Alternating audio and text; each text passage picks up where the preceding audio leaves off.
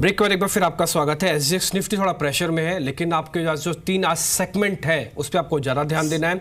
जी business लगातार इसकी जानकारी भी आपको दे रहा है। पहला है एविएशन को लेकर, एयर इंडिया बिक सकता है, स्ट्रेटेजिकल सेल है। स्पाइसजेट का कल बड़ा बयान आ गया। दूसरी बात, आज ऑयल एंड गैस पे आपको ज़्यादा ध्यान रखना है। एचपीसीएल बीपीसीएल मर्जर की बात है और साथ ही कच्चा तेल 4% इंटरनेशनल मार्केट में टूटा है। तीसरी इंपॉर्टेंट बात वो है सरकारी बैंक कि क्या जो कल हुआ वो आज भी जारी रहेगा। रिपोर्ट्स और कल का डाटा ऑलमोस्ट अलग अलग है, तो इन तीनों सेगमेंट पे आज आप नोटिस करते हुए, ध्यान रखते हुए आगे बढ़िएगा। अब कुछ एक और स्टॉक्स भी है मार्केट में जहां पर आपको ज़्यादा ध्यान रखना है। उसमें शिपिंग कॉर्पोरेशन ऑफ इंडिया, ये एक दूसरा ऐसा सेगमेंट है शिपिंग सेक्टर में आप जहां पे जोड़ सकते हैं। शिपिंग कॉर्पोरेशन को इसलिए ध्यान रखना है क्योंकि यहाँ पे सरकार हिस्सेदारी बेच सकती है। नीति आयोग ने विनिवेश की सिफारिश की है, नीति आयोग ने। इसके अलावा विनिवेश पर बनी कमेटी 2 जून को इस पर चर्चा करेगी और जल्द ही इस पे सीसीए को एक प्रस्ताव, एक नोट भेज दिया जाएगा कि नीति आयोग कह रहा है इसको बेचना है, ये बिक सकती है company. Shipping corporation of India 2% ऊपर है। रेट क्या होगा ये भी पता नहीं चल पा रहा है, किस रेट पे बेचा जाएगा। आशीष, एक बार आप ही देखिए इसको और शिपिंग कॉर्पोरेशन पे बताइए कितनी आपको स्ट्रेंथ दिख रही है। कल के मार्केट के अंदर ये 2% ऊपर था। इसका अगर हम चार्ट देखते हैं डिम्पी जी, तो हायर टॉप हायर बॉटम बनाते हुए ऊपर की तरफ चल रहा था, लेकिन in the month of May में इसमें एक करेक्शन देखा गया जो कि करीबन 87 से लेके 60 से 68 तक आया था। लेकिन उसके बाद ये ऊपर जाने की कोशिश कर रहा है, वो स्ट्रेंथ वॉल्यूम के हिसाब से दिखाई दे रही है। मैं मानता हूं कि ये स्टॉक में अभी ये स्ट्रेंथ है कि वो 86 तक जाएगा। 86 के यहाँ पे इसको एक छोटा रेजिस्टेंस है, अगर इस 86 रेजिस्टेंस को तोड़ पाया तो इसमें अच्छी खासी खरीदारी और भी आगे बढ़ती हुई दिखाई देगी, जिसका लक्ष्य होगा 98। तो जिनके पास ये स्टॉक है ये फिलहाल होल्ड करें। आज के ट्रेडिंग सेशन में अगर ये स्टॉक करीबन 81 के ऊपर ट्रेड करना चालू करता है तो खरीदारी करने की सलाह होगी। 86 ये अगले 2-3 दिन का लक्ष्य होगा और इसके लिए स्टॉप लॉस जो मैं रेकमेंड करूंगा वो होगा 77.5 का।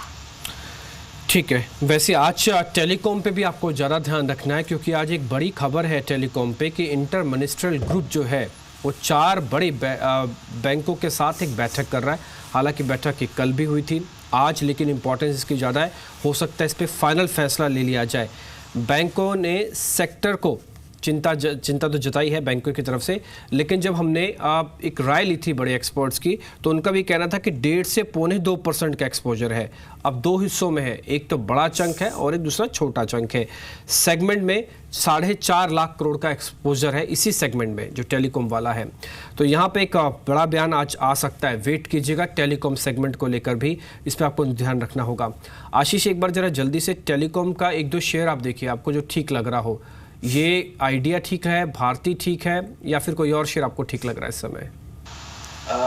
अगर मैं दोनों के चार्ट देखता हूँ, स्पेसिफिकली भारती के और आइडिया के, तो आइडिया का जो चार्ट है उसमें वीकनेस और बढ़ती हुई दिखाई दे रही है। मैं मानता हूँ भारती एयरटेल एक ऐसा स्टॉक है जहाँ पे कुछ मोमेंटम अगर पॉजिटिव आया तो यहाँ पे अच्छी खरीदारी दिखाई दे सकती है। मैं मानता हूँ कि ये स्टॉक कल की क्लोजिंग है करीबन 365 की, यहाँ पे खरीदारी की जा सकती है। 359 का स्टॉप लॉस यहाँ पे लगा सकते हैं और 379 के लक्ष्य चार्ट के ऊपर दिखाई दे। ठीक है, एक और मेहमान हमारे साथ मौजूद हैं, सिद्धार्थ सिदानी है, उनसे बातचीत करते हैं। सिद्धार्थ, हम टेलीकॉम स्टॉक्स की बात कर रहे हैं और कल के सेशन में स्पेशली जो एक स्ट्रॉन्ग आउट परफॉर्मेंस दिखा रहा था वो था रिलायंस इंडस्ट्रीज, जो कि टेलीकॉम का नया लीडर है, जिसने बाकी सारे टेलीकॉम स्टॉक्स के लिए काफ़ी ट्रबल क्रिएट भी किया है। ये रिलायंस इंडस्ट्रीज पर कल के 3.5% के मूव के बाद स्पेशली आपका क्या व्यू है? क्या ये फिर से लीडरशिप लेने के लिए तैयार है? लगता है कि यहाँ से जो अपना मूव है एक्सटेंड करेगा?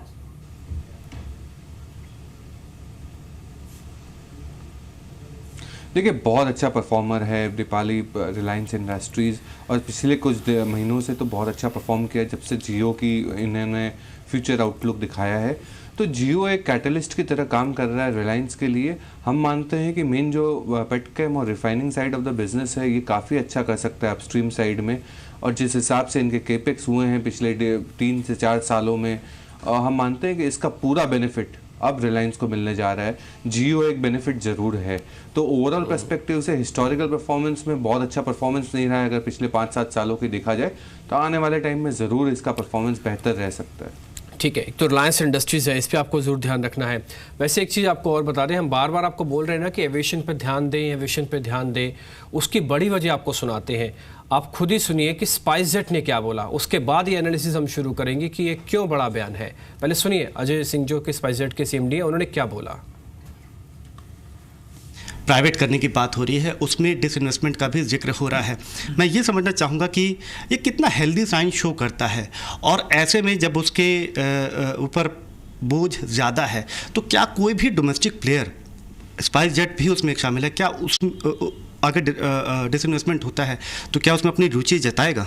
अगर स्ट्रक्चर ठीक हुआ, अगर डेट को सरकार कुछ माफ़ करे और फुल मैनेजमेंट फ्रीडम दे, तो मुझे लगता है कि इंटरेस्ट ज़रूर होगा। क्यों नहीं होगा? इंटरेस्ट क्यों नहीं होगा? सरकार कर्ज को माफ करे, इंटरेस्ट क्यों नहीं होगा? पूरा मैनेजमेंट का कंट्रोल दे। आपको ध्यान है, आप ही थे मेरे साथ शो में, अंतिम बाजी उस दिन कर रहे थे, राजेश जी को हमने जोड़ा था, तो उनसे पूछा था कि अगर सरकार कितना कर्ज माफ कर सकती है, तो असीम और राजेश जी कह रहे थे कि करीब 50% कर्ज माफ हो जाएगा। 25,000 करोड़ रुपए सरकार माफ कर सकती है। अगर ऐसा हो जाएगा तो हो सकता है स्पाइसजेट सबसे बड़ा लीडर बन जाए, आगे निकल के आ जाए एयर इंडिया को खरीदने के लिए, और ये सपना है वो पूरा हो जाएगा कि हाँ एयर इंडिया में भी कुछ दे ही दी कल एक्सक्लूसिव बातचीत में कि हाँ अगर फुल मैनेजमेंट कंट्रोल मिले और कर्ज थोड़ा माफ हो जाए। उन्होंने पूरा कर्ज नहीं, अगर आपने ध्यान सुना, उन्होंने कहा कि थोड़ा कर्ज माफ हो जाए, तो पूरा इंडिकेशन दिया है कि अगर 50% कर्ज माफ होगा तो वो एक स्ट्रॉन्ग कंटेंडर हो सकते हैं एयर इंडिया को लेकर। लेकिन आज एविएशन स्टॉक्स इसलिए भी चल सकते हैं क्योंकि कल इंटरनेशनल मार्केट में 3.5-4% का स्लाइड हमने क्रूड में भी देखा है। ये अच्छी खबरें ना सारी इकट्ठी आती है। आप कच्चा तेल गिरा दीजिए, आप सरकार की बात सुना दीजिए, एविएशन कैसे भी कल चल भी रहा था। आप आशीष, आपको यही बताना होगा। पहले तो मेरे को जरा स्पाइसजेट का आज का ट्रेडिंग का डाटा दीजिए, आज का टारगेट और आज का स्टॉप लॉस और कितनी स्ट्रेंथ है ये भी बता दीजिए। बढ़िया चार्ट दिखाई दे रहा है। मैं मानता हूं कि यहाँ पे खरीदारी अभी भी कर सकते हैं। कल क्लोज अगर हम देखते हैं तो 121.5 का दिखाई दे रहा है। इसका लक्ष्य जो चार्ट के ऊपर है वो है करीबन 126.5 का, तो यहाँ पे खरीदारी की जा सकती है। इसके लिए जो स्टॉप लॉस मैं रिकमेंड करूंगा 120 का होगा और लक्ष्य 126.5। जी ठीक है। सिद्धार्थ का भी व्यू ले लेते हैं। सिद्धार्थ, स्पाइसजेट पर क्या राय आपकी रहेगी? आपने अभी सुना, आज एक्सक्लूसिव कॉन्वर्सेशन हुआ अजय सिंह के साथ, उन्होंने एक इंडिकेशन दिया कि वो एक कंटेंडर हो सकते हैं एयर इंडिया में स्टेक खरीदने को लेकर। आप बेट करेंगे स्पाइसजेट पर?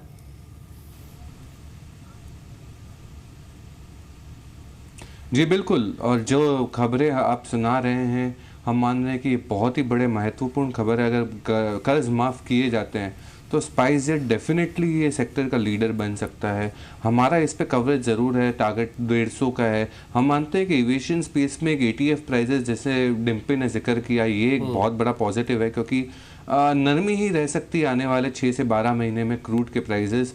साथ ही साथ ट्रैफिक ग्रोथ की बात करें तो 20% के आसपास का ग्रोथ देखने मिल रहा है पिछले 15 से 20 महीनों से। तो ये एक बहुत बड़ी महत्वपूर्ण चीज़ है। तो ओवरऑल पर्सपेक्टिव से एविएशन स्पेस अच्छा करेगा, उसमें से खासकर स्पाइसजेट। ठीक है। वैसे भी आपको ध्यान होगा दीपाली, सबसे तेज जो सेक्टर की ग्रोथ है ना भारत में, वो एविएशन ही है।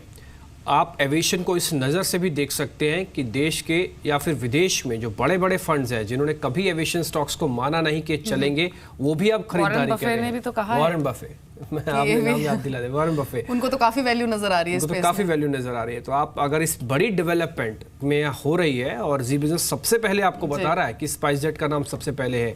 कोई चैनल ये कह सकता है कि हाँ बातचीत हो रही है, ये हो रहा है, लेकिन आपको नाम बता रहे हैं, मैनेजमेंट खुद बता रही है कि हम बड़े इंटरेस्टेड पार्टी हैं इसके अंदर। तो स्पाइसजेट आज का नोटिसेबल शेयर है, ध्यान रखें। स्टॉप लॉस टारगेट मिल गया, खबर मिल गई, मैनेजमेंट की बाइट मिल गई आपको, और शायद आज के इससे ज़्यादा आपको स्पाइसजेट में कैलकुलेशन नहीं बिठानी चाहिए। आगे बढ़ते हैं, कुछ एक और स्टॉक्स भी देख लेते हैं। एक तो मनपसंद बेवरेजेस के Q4 के कुछ नंबर्स आए हैं, हालांकि नंबर्स पीछे छूट गए थे इसके, आज नंबर आ गए हैं, एक बार इस पर भी देख लेते हैं।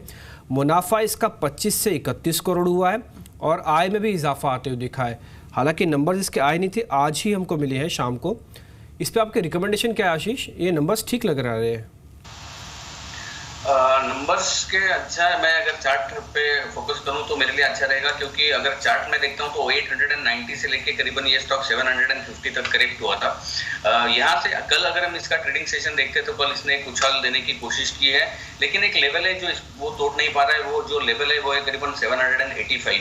अगर ये स्टॉक 785 के ऊपर निकलता है तो मैं मानता हूं कि इसका तुरंत लक्ष्य होगा 810 रुपए का, 1 या 2 ट्रेडिंग सेशन में ही। तो इसके ऊपर ध्यान रखिए, 785 के ऊपर अगर ये स्टॉक निकलता है तो खरीदारी करें। स्टॉप लॉस उस केस में हमें लगाना होगा 776 का, और चार्ट के ऊपर लक्ष्य होना चाहिए इसका 810 का।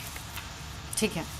एक छोटे से ब्रेक के लिए हम यहाँ पर रुक रहे हैं, कहीं मत जाइए, क्योंकि जब हम वापस लौटेंगे तो शुरुआत करेंगे अपने स्पेशल शो की, यानी superfast futures pre open special. अब तक हमने खबरों वाले शेयर्स की बात की है, लेकिन अब बात करेंगे इंडेक्स की। आपको बताएंगे निफ्टी बैंक पर आपका व्यू क्या होना चाहिए, और साथ ही डेरिवेटिव के वो शेयर्स जो सबसे ज्यादा एक्टिव रहे हैं कल के सेशन में, या फिर जो आज आपकी कमाई करा सकते हैं एफ एंडो में। एक छोटे से ब्रेक के बाद हमारा स्पेशल शो।